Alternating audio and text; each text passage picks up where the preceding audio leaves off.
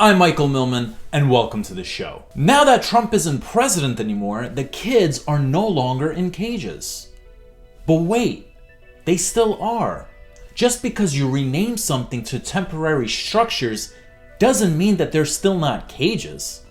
That's like Harvey Weinstein saying that he's not a rapist, he's just a huge flirt. But President Biden is no stranger when it comes to justifying injustice with terms like different norms. Like when China's government mistreats the Uyghur community. And what is with President Biden anyhow? The same man that promotes a peace deal with Iran suddenly orders airstrikes in Syria? We just got out of that situation and you want to put us back into another war?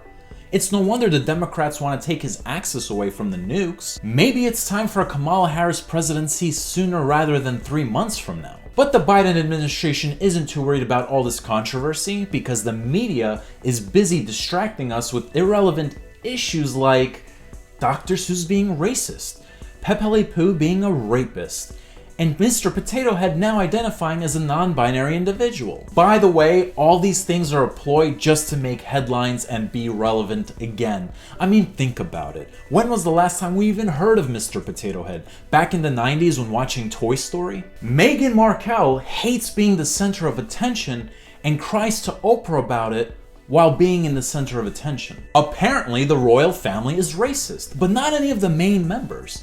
Well, then who is it? Is it the advisor? The security guard? The third cousin that nobody likes? They're not naming names. Even the royal family goes by snitches get stitches. So let me get this straight. The concern was that the baby would come out too dark? And this was only a concern when you found out she's pregnant, not when she married Harry?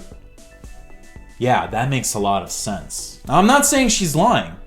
I'm just saying that whoever has concerns about this is a dumbass. Meghan left her career as a mediocre actress to be a rich princess with the man of her dreams.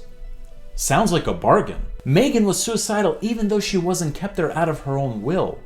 Good thing she realized that all she had to do to be happy is come back to the United States. But unfortunately, Harry had to give up all of his fortune and only end up with a measly $25 million just so they could be together in the name of love.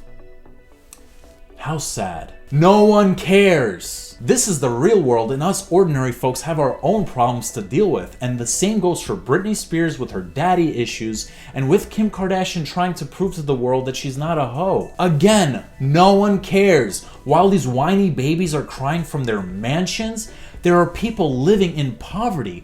Grow up. And finally, my favorite, WTF moment of the week. New York City First Lady Chirlane Mccray wants New Yorkers to act as vigilantes. Who knew that defunding the police would result in a massive crime spike?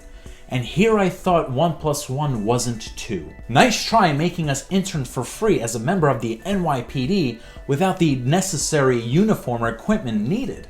I mean, cops don't want to be cops anymore. With all the heat they got on them, you think we regular people want that same heat on us? Unless a radioactive spider bites me, I am not intervening in anything.